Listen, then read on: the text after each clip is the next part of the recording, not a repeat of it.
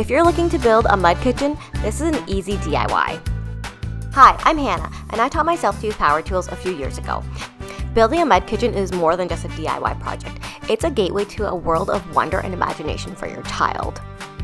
I'm starting a new project today, and it's for one of my oldest friends. So basically my friend who I've known for since before I was married, so more than 15 years. His wife wanted to make a play kitchen for their 2 kids. And so she was like, do you think I can make this? And I was like, yes, totally, you could. And she started to ask me some questions, and I was like, oh, you've never used a power tool, so if you want, I can help you. And she was so excited. And the great thing is she's an artist, so she sketched out what she wants and the dimensions. This is gonna be a really fun kids project. Let's head inside and grab our lumber. I always make sure to keep a pair of work gloves in my car because I hate getting splinters on my hand when you're sorting through wood. Now I'm gonna grab all the lumber I need, and when you're looking for lumber, try and get the pieces that are the most straight. I also found that a lot of this pressure treated wood was quite damp, so I'm gonna have to dry it out in my garage before I actually paint it.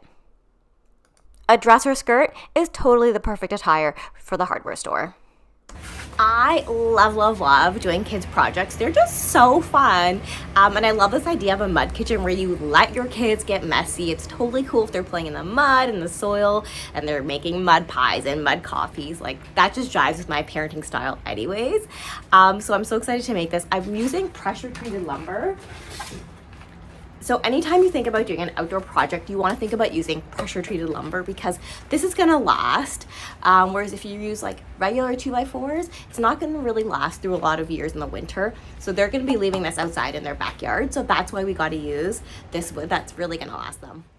I'm going to make this in 2 parts because I have to transport this to my friend's house. I need to make the base first. So this is essentially going to be the little table where the kids are going to make their mud pies and the sink will go.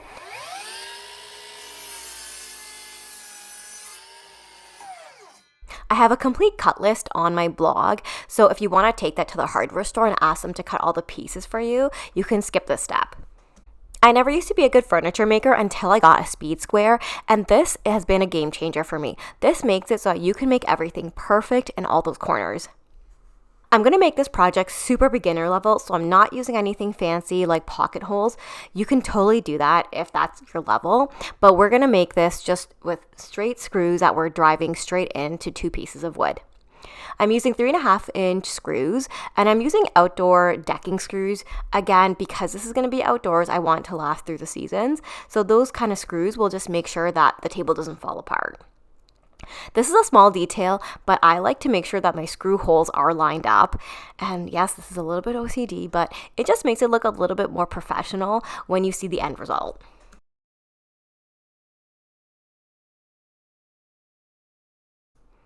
Always drill pilot holes. These will help you a lot when you're driving the screws in.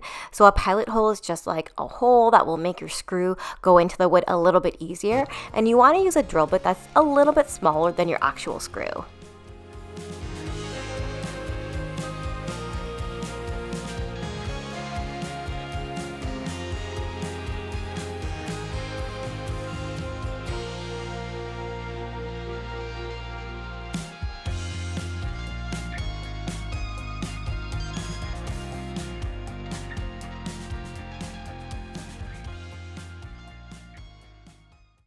Already this is starting to come together. Next step is to add the legs. So I'm going to add the legs on the inside of this. And so by adding the legs on the inside here, you actually get an extra layer of security because you can drive the screw this way. So I'm not holding it straight, this way, and through the side over here as well. So you get a bit of extra security.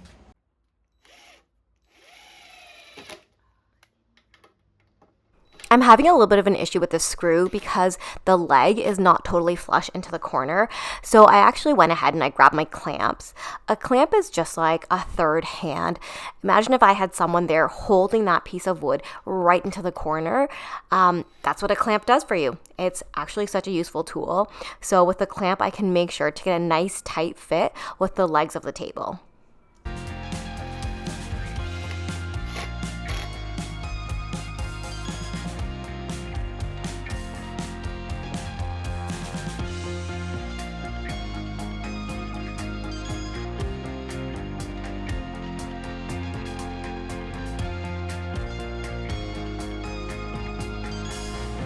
Now you can totally see this table come together, although it is upside down, so use your imagination.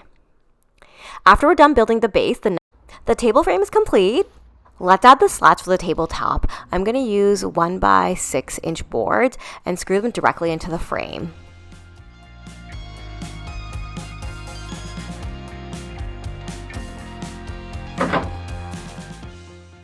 Just take a second to make sure that all the edges lined up and that you cut all the pieces to the right side before you secure it into the frame.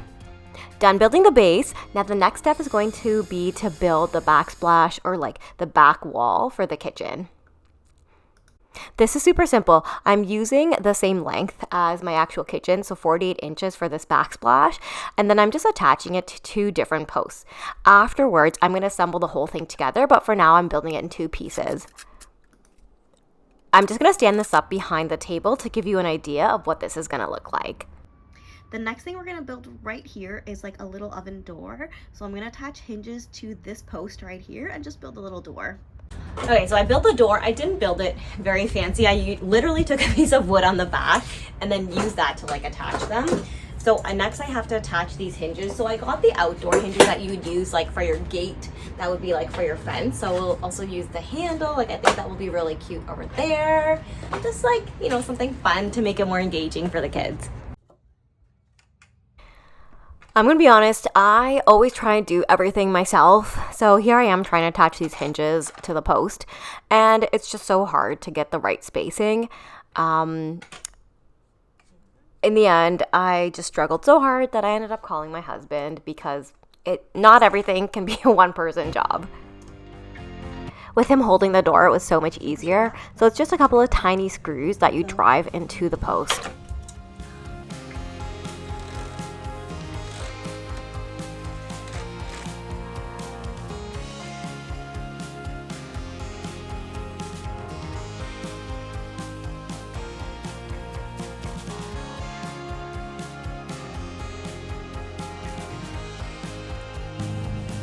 Whoa, isn't that cute? All right, awesome. Okay. I gotta build a little shelf that's gonna go under this mud kitchen so the kids can put all their pots and pans and bakery creations. One small thing you might notice, I took the boards off that were at the bottom of the base. I felt like it was just a little bit too clunky and I wanted it to look more modern. The silly things I obsessed over. I couldn't figure out which way to put the boards, but the way I did it here is less cuts, so that was easier. Okay, so I'm going to use these bowls for the just like the sink. So I traced the outside, but as you can see, there's a lip here. So when I did it on this side, this is the inner line that I'm going to cut on. So if I cut this one, it's going to be too big. It's going to fall through. So you want to make sure you make it a bit smaller because of this. You see this lip? That's where you want it to sit. Easiest way to do this is to drill a hole in the middle of your circle, and the drill bit has to be bigger than your jigsaw drill bit. To make a super smooth cut, use a really fine tooth jigsaw blade. It'll help you go around the curves much better. Now, as you can see, it kind of started to like fall apart. Some of the wood pieces weren't secure, so I flipped this upside down and secured it from the bottom as well.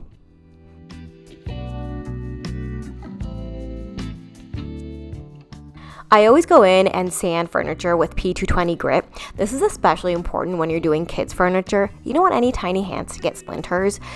Have you ever noticed the furniture in your house has rounded edges? Especially if you take a look at the IKEA kids furniture, all the edges are rounded so that they don't have that really sharp 90 degree. I think that just helps with kids, like if they fall down, you don't want them to like hit their eye on the corner and it's really sharp. So first I started off by sanding all the flat surfaces, and then I went in with my sander and I just angled it a little bit and rounded out some of those sharp edges. The 2 pieces are done, and what can we say? It's adorable. My friend said that she wanted a type of green because it's going to go in her backyard and she has lots of beautiful greenery and trees. So I tried to pick a green that would look good, but also just a little bit of pop because it is at kids' kitchen. I'm also using an outdoor paint. Anytime you do any type of outdoor project, make sure to use outdoor paint because it's just going to be that much more durable.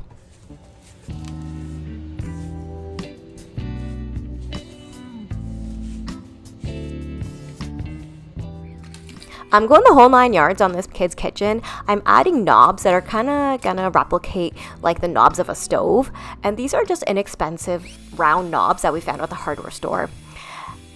I'm going to drill a hole that's actually thicker, like it's wider than the screw would be for the knob. And that will allow the knob to turn so the kids can actually pretend like they're turning on a stove. Take the time to make sure they're evenly spaced out, and then you just thread the screw through the back and then turn the knob on the front. And that's it. That's how you add the little knobs. It's really these small details that I think makes it so much more fun for the kids. And we also want the kids to play in there as long as possible. I don't want them to go in there and play for 5 minutes and they're done. So the more we can add on for their pretend play, I think the more enjoyable it's going to be. I also thought I should just add on a little shelf. I had some wood left over and I had these brackets just hanging around in my garage, so I just added them right on.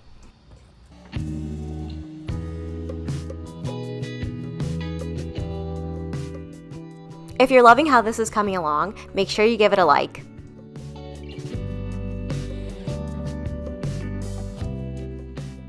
As you can see, I also added some hooks, and I thought that'd be fun to hang pots and pans or mugs as well. I'm at Asad's house. I'm so excited. We loaded up his SUV. So this is the whole reason I built this in 2 pieces, because I didn't think it would fit in one giant piece. So let's get this out of the trunk and get this set up. I can't wait for the kids to see it. There's something really exciting and nice to build something for one of your friends who's really been cheering you on and watching you grow through your DIY journey. Seriously, Asad is the kind of person who like brags about my DIY to like his neighbors. His neighbor came by and was like, "Oh, what are you guys doing?" And he told them my entire story. All right, the last step is just to attach that backsplash to the actual table. So I'm using pilot holes, and then I'm just going to drive those 3.5-inch screws right into us. Are you ready to see how cute this is? Honestly, it turned out so much better than I thought it would, but here it is. Isn't this just the cutest mud kitchen? I love messy sensory play for kids. A mud kitchen provides a perfect outdoor space that allows the kids to explore their creativity, develop fine motor skills, and connect with nature, all while having a blast. The full cut list to make this DIY mud kitchen is on my blog, so make sure you check that out. As a bonus, my friend sent me this video of her kids playing in the mud kitchen, and it is so cute. Her son is 1.5 and her daughter is almost 6. So I can safely say that this could be a great mud kitchen for your kids, probably up to the age 8.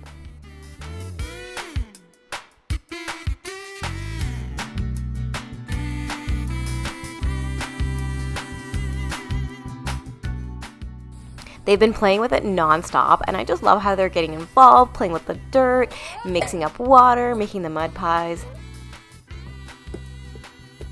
This little mud kitchen cost about $150. Most of the cost went into the lumber, but it's such a great investment for your backyard. If you love outdoor creative play with your kids, give this project a like, and I can't wait for you to try it. I'll see you next time for my next budget DIY.